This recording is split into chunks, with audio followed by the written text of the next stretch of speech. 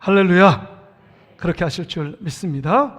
오늘 본문의 말씀을 의지해서 이 8월 한 달에 신앙성장 세 번째 시간, 우리가 신앙성장 어떻게 성장할 수 있을까? 여러분, 마음이 찔려야 영이 삽니다. 한번 따라해 볼까요? 마음이 찔려야 영이 삽니다.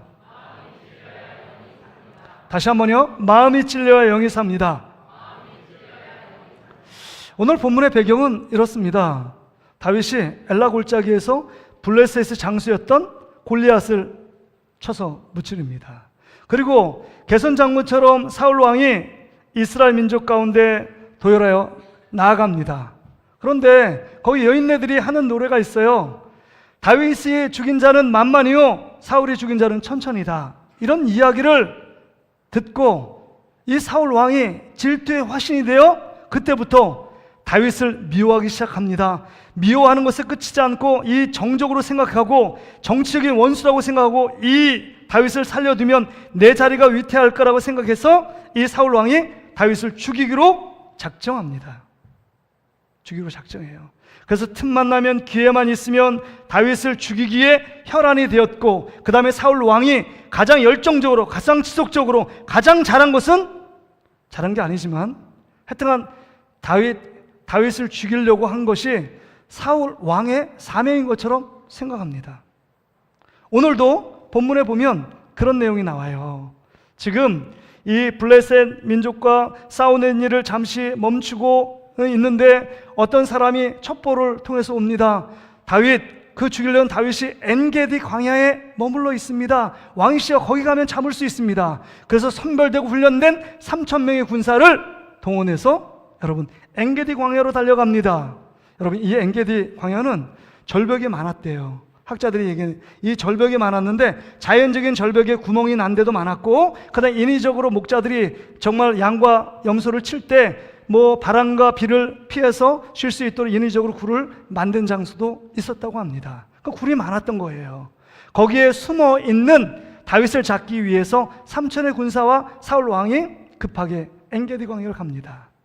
그런데 이 엔게디 광야 속에서 사울 왕이 점심을 너무 잘 먹었는지 모르지만 급하게 용변을 보려고 굴 속에 들어갑니다. 여기 3절에 보니까 이렇게 얘기해요. 뒤를 보려 들어갔다. 관조에 보면 발을 가리다. 이런 말이 용변을 본다는 은유적인 표현입니다. 여러분, 우리가 용변을 보려면 바지를 내려야 되잖아요. 그 돋보자락이 내려지면 발이 보여요? 안 보여요? 발을 가리웁니다. 그 말은 용변을 보았다는 거예요. 용변을 보기 위해 굴 속에 들어갑니다. 그런데 때마침 그 굴 뒤쪽에 누가 있어 있습니까? 다윗과 다윗의 일행이, 군사들이 거기에 숨어 있었던 것입니다. 정말 좋은 기회예요. 이 사울을 죽일 수 있는 좋은 기회를 다윗이 잡고 있습니다. 그럼에도 불구하고 오늘 본문에 정말 바보처럼 다윗은 이 기회를 이용하지 않고 그 기회를 날리고 사울 왕을 살렸다. 이게 오늘 본문의 내용입니다. 그렇다면 여러분, 우리 신앙 성장을 원하는 우리들, 신앙의 성숙을 원하고 하나님이 기뻐하시는 삶을 살기 원하는 우리들이 이 본문의 말씀을 통해서 우리에게 주시는 도전과 교훈이 무엇이냐 하는 것입니다. 한번 따라서 첫째, 여러분, 첫째는 기회보다 하나님을 선택해야 합니다. 한번 따라합시다. 기회보다 하나님을 선택하자. 다시 한번요. 기회보다 하나님을 선택하자. 여러분, 평생에 여러분 기회가 많은 사람들이 공통적으로 얘기하는 건 딱 3번 정도는 온대요. 결정적인 기회가 인생에 살아가다가 3번 정도 온대요. 여러분, 지금까지 어떤 기회를 몇 번이나 잡으셨습니까? 그 기회를 놓치고 그때 그거 잡았어야 되는데 그 기회 놓쳐서 내가 이렇게 힘들게 가난하게 사는 것 아니야? 이런 생각 있잖아요. 저도 집안을 이제 이렇게 어머님이 빚보증 쓰시는 바람에 날리고요. 1,500만 원이 있었는데 그 선부동, 안산시 선부동에 보면 산호 아파트라고 있어요. 한양 아파트 중에 산호 아파트가 있는데 18평이 들어갔습니다. 18평 들어가서 우리 방 좀 큰데 저희 아내하고 예담이 하나 났나요? 그때 이제 이렇게 들어가 있고, 그다음 옆에 작은 방에 우리 어머니, 아버님 사는 거예요. 근데 그 집주인이 한양 아파트 직원이래요. 그래서 제가 요거 그냥 전세 말고 1,500만 원인데 500만 원만 더 주시면 그냥 그거 집 팔게요. 이렇게 얘기하는 거예요. 그때 제가 500만 원이 없었어요. 그리고 18평 요거 뭘 잡아서 뭐 하나. 그래서 500만 원 갖고 어떻게 빚을 얻어서라도 뭐 샀으면 샀을 텐데 그 기회를 잡았어야 돼요? 놓쳤어야 돼요? 잡았어야 되죠. 그거 놓치고 안 한다 그랬어요. 500만 원 지금 당장 없으니까. 근데 그게 어떻게 됐습니까? 재개발된 거 아닙니까? 참 그때 잡았어야 되는데. 그러니까 여러분, 인생의 기회가 3번 온대잖아요. 결정적인 기회가 오는데 지금 다윗의 인생에 결정적인 기회가 지금 온 것 아닙니까? 3번의 인생 가운데 통틀어 가장 좋은 기회 아니에요? 절호의 기회, 2번 다시 올 수 없는 기회예요. 여러분, 다윗의 인생을 살아봐요. 다윗이 언제 사울을 해하려고 한 적이 있어요? 정말 너무나 억울하잖아요. 늘 받는 게 삶의 고통이에요. 그 다음에 자기의 권력, 사울 왕은 자기의 권력, 군사력을 갖고 계속 쥐잡듯이 여러분 다윗을 죽이려고 합니다.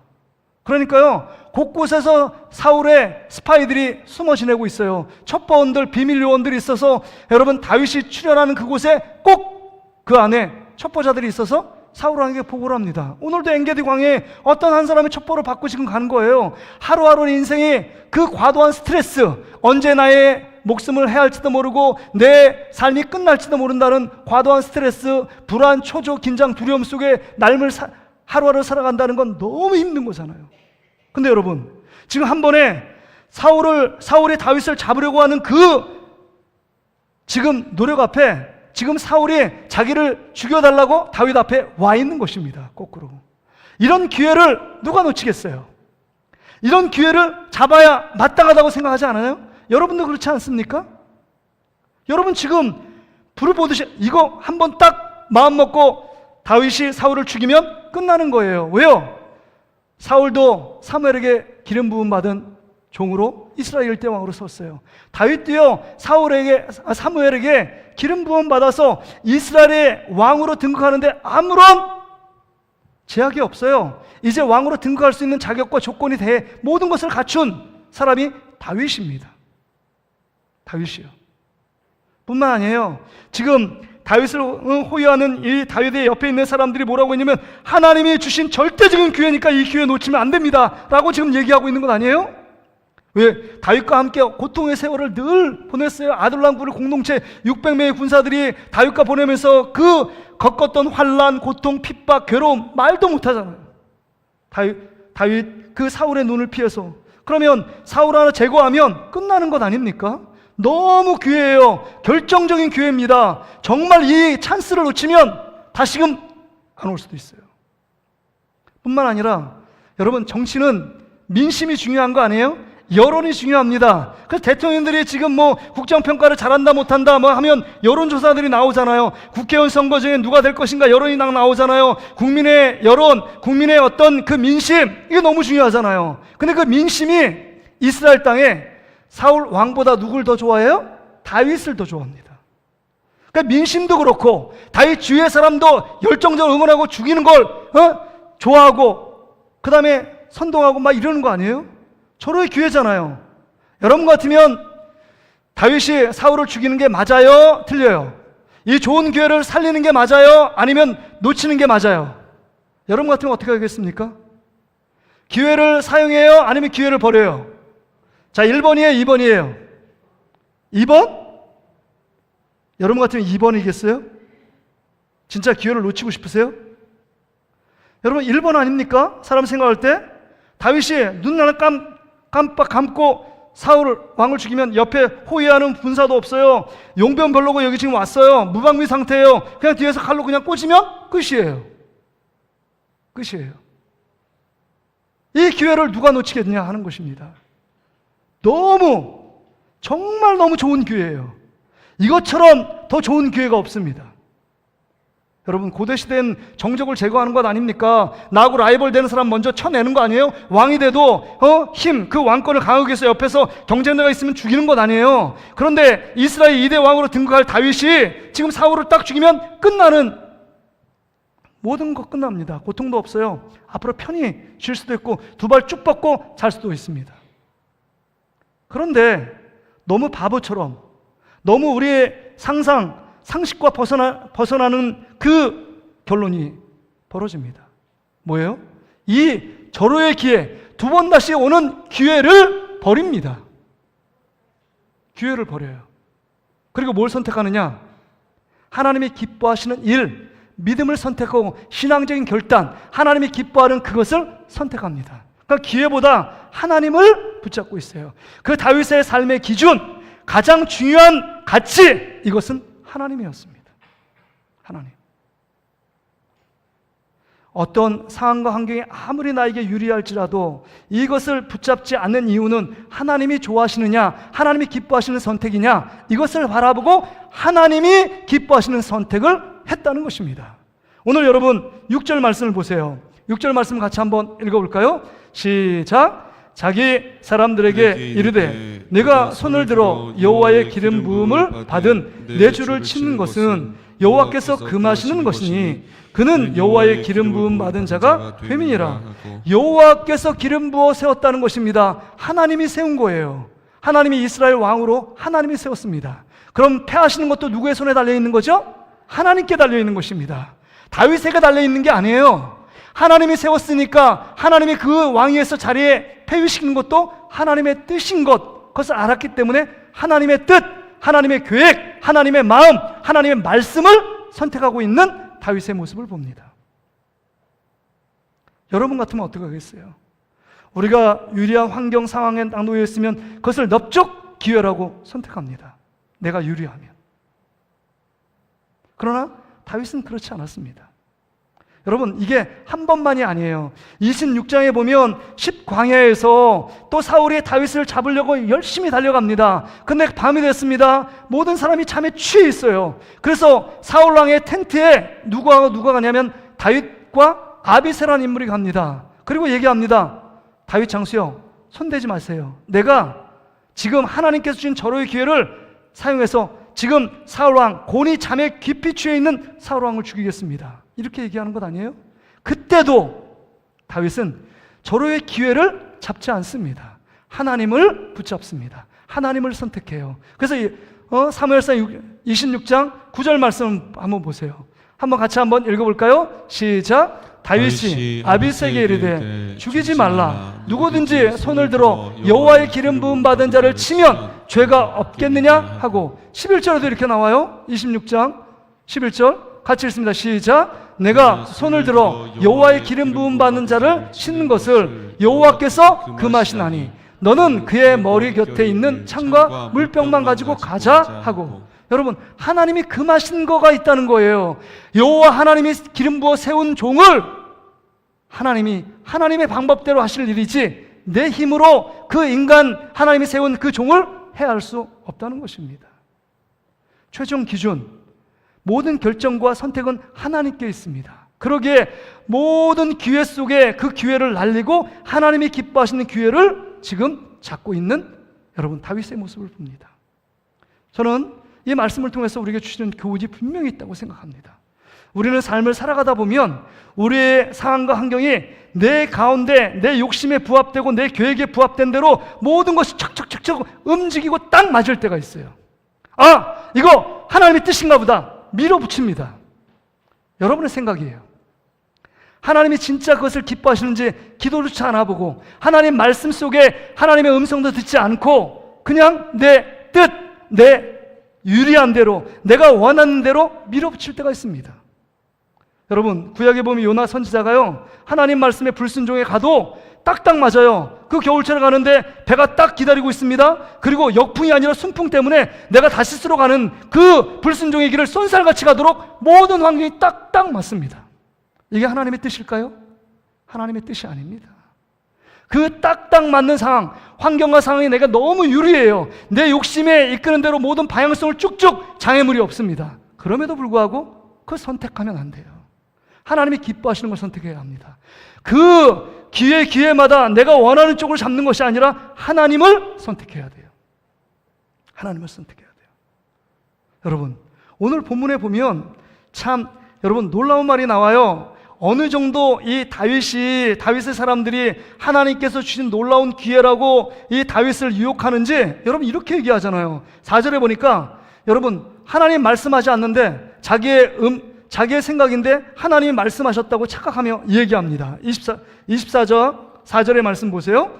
24장 4절입니다. 같이 한번 볼까요? 시작. 다윗의 사람들이 이르되 보소서 여호와께서 당신에게 이르시기를 내가 원수를 내 손에 넘기리니 내 생각에 좋은 대로 그에게 행하라 하시더니 이것이 그날이니이다 하니. 여러분 여기 보세요.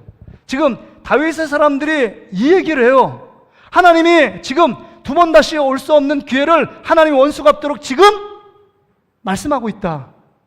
지금 하나님 말씀한 적이 있어요, 없어요? 지금 다윗을 통해 사울을 죽이라고 말씀한 적이 있어요, 없어요? 제가 성경을 눈 씻고 찾아봤거든요. 하나님이 그 전에 말씀한 적이 한 번도 없어요. 그 이후에도 없습니다. 그런데 너무 절호의 기회니까 자기의 생각을 하나님의 말씀으로 둔갑을 시켜요. 너무 절대적인 기회니까, 너무 좋은 찬스고 너무 좋은 기회가 왔으니까 그 기회를 자기의 욕심에 부합하고 내가 원하는 방향으로 나아가니까 하나님도 이렇게 말씀하셨다라고 생각합니다. 이게 엄청난 착각이잖아요. 우리 그리스도인들이 이런 잘못을 많이 범할 때가 있습니다. 내가 원하는 계획, 내가 유리한 상황 가운데 쭉쭉 나가는데 찜찜한 게 있어요. 하나님이 나에게 도장을 찍어주지 않은 거야. 그대로 해라. 하나님, 내가 너를 기뻐하고 그 일들 내가 밀어줄게. 이런 말을 안 들은 거예요. 그러니까 모든 상황이 착착착착 들어맞으니까 하나님도 이걸 기뻐하시겠지 스스로 생각합니다. 그리고 우리는 참 약삭빠르고 늘 우리 삶에 교활함이 있잖아요. 그래서 늘 잘못하면 면피하는 게 막 우리의 삶의 주특기 아니에요? 그리고 여러분 보세요. 어떤 일을 딱 맞으면 이렇게 얘기합니다. 여러분 기도도 하나님께 내가 원하는 것 열심히 기도해놓고 하나님 그렇게 응답해 주세요 라고 우리는 때를 쓰며 기도합니다. 하나님은 더 좋은 것을 주기 위해 예비해 놓지만 그거 상관없어요. 하나님의 선택, 하나님의 응답 관계없이 내가 좋아하는 것에 도장 찍어달라는 겁니다. 우리의 모습이 이런 모습이에요. 근데 여러분 보세요.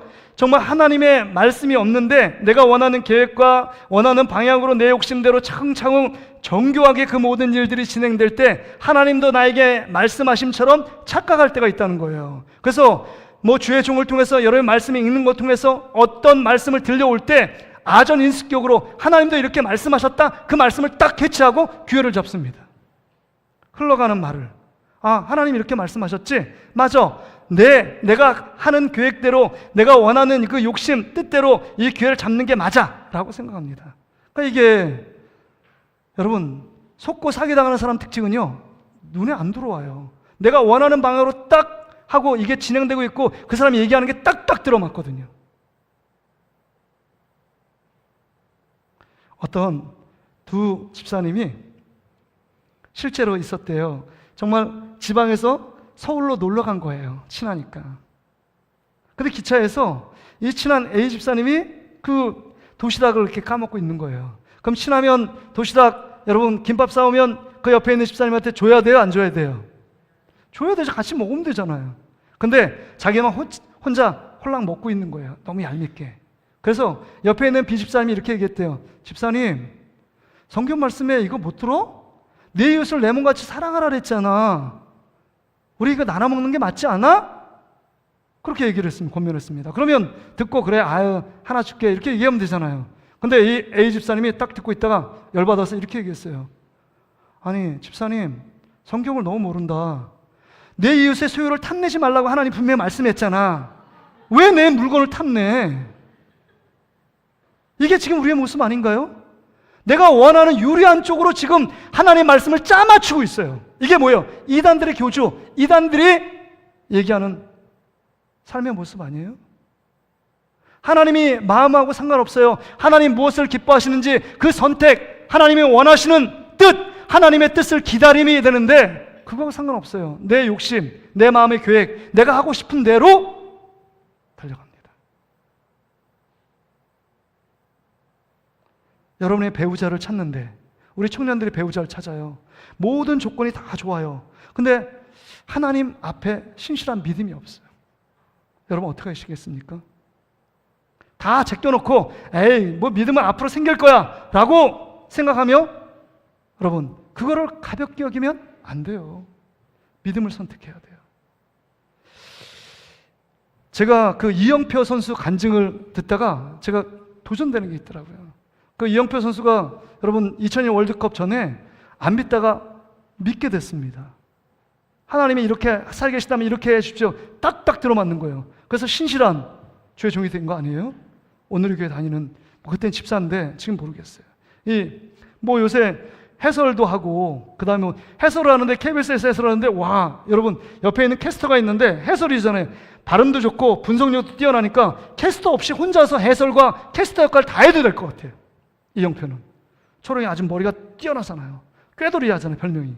근데 여러분 그가 간증 속에 토트넘 지금 손흥민이 가 있는 토트넘에 먼저 그 선수 생활을 했던 기간이 있었습니다. 그때도 열심히 잘했어요. 뛰어나게. 그러니까 이탈리아에 있는 AS 로마의 감독의 눈에 딱 띄어서 우리에게 꼭 필요한다. 그 구단주에 얘기해서 이 토트넘에 뛰는 이 이영표를 우리 스카우트 해야 된다고 얘기를 했습니다. 그래서 여러분 그 과정 속에 그 다음에 계약금도 많이 주고 연봉도 토트넘에 주는 것보다 더 많이 주기로 약속을 했어요. 그래서 모든 계약이 다 체결되기 일보 직전이에요. 그래서 체결되려면 메디컬 테스트라고 해서 의학적으로 엄청나게 뭐 어떤 부상이 있는지 그걸 숨기는지 그거 테스트한 다음에 사인만 하면 끝납니다.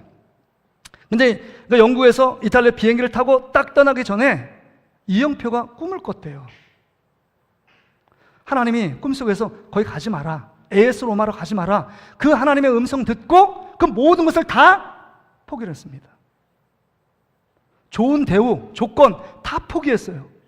그리고 그걸 왜 안 가느냐 구단 쪽에서도 뭐 욕을 하고 그 다음에 기사들을 막 쏟아냈습니다. 근데 기사는 딱 이렇게 나와요. 종교적인 문제와 가정의 문제로 포기. 뭐 이렇게 했대요. 무슨 종교길래 AS 로마 거기에 있는 이탈리아인데 뭐 천주교인가? 왜 기독교니까 천주교 싫어하는 건가? 뭐 이런 추측이 난무했습니다. 단지 하나 하나님이 가길 원치 않았기 때문에 하나님의 기준 하나님의 말씀에 순종하기 위해 모든 것 포기했습니다. 기회를 날린 거예요. 여러분 그 기회를 날릴 수 있을까요? 우리 같으면 좋은 대우 조건 하나님의 음성 가끔 꿈을 꿨는데 개꿈일 수 있어. 하나님 뭘 그렇게 말해도 내가 원하는 좋은 쪽으로 가는 것 하나님도 기뻐하실 거야. 그거 다 무시하고 추진하는 게 우리의 모습 아닐까요? 다 포기합니다. 다 내려놓습니다. 기회를 날래요. 하나님을 붙잡고 하나님을 선택합니다. 믿음은 선택이에요. 어떤 선택을 하느냐? 사울을 죽일 선택하느냐? 사울을 살려주는 선택을 하느냐? 왜요? 그 선택의 기준의 핵심에 하나님이 계시기 때문입니다. 하나님이 보시기에 가장 좋은 것, 하나님이 기뻐하시는 일들을 선택하는 것입니다. 하나님의 종이 세웠다면, 하나님의 종으로 세웠다면 그걸 패하게 하시는 것도 하나님이시다. 그래서 여러분 24장 12절에 보면 이렇게 얘기해요. 뭐라고 이렇게 얘기합니다. 여호와께서는 나와 왕 사이를 판단하사 여호와께서 나를 위하여 왕에게 보복하시려니와 내 손으로는 왕을 해하지 않겠나이다. 이렇게 말하는 것 아닙니까? 하나님을 선택하고 하나님께 맡겼더니 하나님을 기다렸더니 여러분 사무엘상 31장에 블레셋 민족을 통해서 여러분 이 사울과 그 뒤에 세 자녀가 거기서 죽음을 당합니다. 다윗 손으로 피를 묻히지 않았어요. 아마 피를 묻혔다면 이스라엘의 왕의 정통성 보복이 또 다른 보복을 낳았을 겁니다. 하나님의 선택을 기다려요. 하나님의 선택, 하나님이 하실 일들을 기다리는 것, 이게 진짜 믿음을 가진 자, 또한 믿음으로 성장하기 원하는 자의 삶의 자세라는 것입니다. 여러분, 이런 선택하기 위해서는요, 여러분 다윗의 영성을 본받아야 돼요. 오늘 우리가 두 번째 생각할 것은요, 다윗의 영성을 보세요. 5절 말씀 보세요. 5절 한번 읽어보겠습니다. 시작. 그리 한 후에 사울의 옷자락 뱀으로 말미암아 다윗의 마음이 찔려. 지금 사울의 옷자락을 벤 것이 마음에 찔렸대요. 여러분 이게 뭐가 이해가 될 수 있나요? 여러분 다윗이 사울을 죽인 것도 아니에요. 그 다음에 어떤 다리 한쪽을 뭐 부러뜨려 아니면 찔러서 불구자로 만든 것도 아니에요. 근데 옷자락 조금 벤 것 같고 뭐가 찔릴 이유가 있어요? 우리는 어마어마한 죄를 지어도 전혀 찔림이 없잖아요. 그런데 다윗은 이거에 대해 찔림이 있었다는 것은 하나님께 통회하고 자복하며 회개가 있었다는 이야기를 하는 것입니다. 마음에 찔렸다. 여러분, 이게 학자들이 이렇게 보니까 왜 다윗이 마음에 찔렸을까 보는데, 옆에서 사람들이 지금 절호의 기회입니다. 그리고 다윗이 칼을 들고 갔어요. 바로 여기 성경을 보세요. 그리한 후에 사울이 옷자락을 지금 치려고 하는 순간에 아마 다윗은 하나님의 사람이기 때문에 기도했을 겁니다. 이것이 맞는지, 옳은 건지 틀린 건지. 그런데요, 그 잡는 칼 갖고 사울 왕을 쳐 죽인 게 아니라 옷자락을 슬그머니 핍니다. 그 마음에, 사울 죽일 마음이 왜 없겠어요? 그런 마음이 순간 들었는데 그 들은 것을 옷자락을 베는 것으로 대신합니다. 근데 그게 가슴에 찔린 거예요. 하나님이 세운 종을 죽이려고 마음에 먹었고, 그 다음에 옷자락을 베는 것, 하나님이 기뻐한 그 작은 일조차 하나님이 기뻐하지 않을 텐데 내가 그 일을 하고 있었던 나의 모습 보며 후회와 반성과 회개가 되는 것입니다. 이게 마음의 찔림이에요. 자기 행동에 대해서, 작은 것에 대해서. 이게 다윗의 영성 아닐까요? 정말 고난받고 핍박받을 때 더욱더 하나님을 의지하고 하나님이 무엇을 기뻐하시는지를 생각하며 선택하는 거예요. 오직 하나님만 의지하고 하나님이 나의 도움이시며 하나님이 나의 힘이시며 하나님이 나의 능력이다 고백하며 하나님을 선택하는 다윗의 믿음. 여러분, 그런데 이 다윗이 이런 엄청난 영성, 순수하고 깨끗한 영성을 가졌던 다윗이, 여러분, 삶이 편안하고요, 나라가 부강해지고 나라가 평안을 찾으니까 그 다음에 범죄하는 것 아니에요? 마음에 찔림이 없어요. 그래서 이렇게 사람들은 요압 장군부터 해서 지금 나라 전쟁에 지금 참여하고 있는데 다윗은 그 전쟁에 나가지 않습니다. 그리고 성곽을 이렇게 둘러보다 다윗이 목욕하는 장면을 보게 되는 겁니다. 그리고 나서 밧세바를 범하고 그것을 완전 범죄를 깨하기 위하여 충신인 우리아를 최전방에 가서 죽도록 전쟁에 참여시킵니다. 그리고 계획대로 전쟁에 죽어요. 밧세바의 남편이. 밧세바를 범하고 우리아를 죽인 그 사건이 완전 범죄됩니다. 누가 하나 왕이 잘못했다라고 말하는 사람이 없어요. 누가 하겠습니까? 없어요. 1년이 지났어요. 근데 나단 선지자가 와서 비유를 얘기합니다. 한 부자가 있는데 그 부자가 양과 염소가 너무 많다고. 근데 옆에 있는 가난한 친구 한 명이 있는데 그 암새끼 하나가 있는데 자기 딸처럼 그 암새끼를 키우고 있다고. 그런데 이 부자 가운데 친구들이 방문했는데 잔치를 벌여요. 근데 자기 것을 잡아주지 않고 권력과 힘으로 그 옆에 있는 친구 있는 암새끼를 빼앗아 여러분 그것을 잡아서 이 친구들을 대접합니다. 그 얘기를 듣고 너무 화가 나는 거예요. 다윗이. 그놈 누구야? 잡아와. 반드시 죽일 거야 라고 얘기하는데, 그 가운데서도 이 얘기를 들으면서, 이 비유의 말씀 들으면서 자기에게 얘기하고 있는데 하나도 찔림이 없어요. 마음이 돌처럼 딱딱하게 굳어 있습니다. 그럴 때 나단 선지자가 얘기하자, 바로 당신입니다 라고 얘기할 때 그때 마음이 찔리잖아요. 여러분, 지금 우리의 마음이 어떻습니까? 하나님 말씀을 듣고 있어도 찔림이 없고, 대단한 죄를 지었어도 사람들이 보지 않으면 뭐 이 정도 죄, 뭐 다른 사람도 다 짓고 있는 죄인데 라고 회개하지 않고 기도하지 않는 우리의 마음의 완악함이 있잖아요. 하나님 앞에 예배를 드려 예배 기쁨으로 드리지 못하고 그것이 짐이 되고 억지로 나온 것처럼 내 마음에 부담감이 있다면, 이것에 마음에 찔려 마음이 아파하고 내가 이렇게 생활하면 안 되는데, 내가 처음에 주님을 사랑했던 그 마음으로 돌아가야 되는데 마음에 찔림이 없다면 이거 큰일 아닙니까? 나에게 주어진 직분과 사명을 내가 이렇게 소홀히 감당하면 되나? 하나님이 나를 충성스럽게 여겨 이 직분을 주었고 이 사명을 나에게 맡겼는데 내가 이렇게 하면 안 되나? 라고 생각하는 마음의 찔림이 우리 가운데 있느냐 하는 것입니다.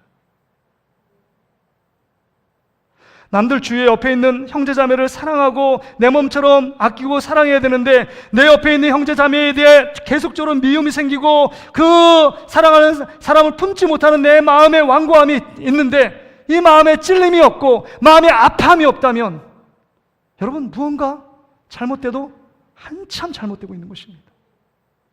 내 마음의 영성이 작은 일을 들어도 천둥치는 것처럼 크게 들려 하나님의 음성으로 듣고, 하나님, 내가 이 잘못한 것을 하나님 앞에 깨닫고 다윗처럼 깨끗하고 순수한 영성으로 반응하고, 작은 일에 반응하지 않는 사람이 어떻게 큰 일도 반응하겠습니까? 우린 작은 일에 찔림이 있고 도전이 있고 자긍이 있다면 그것을 부여잡고 하나님께 나아가 기도해야 합니다.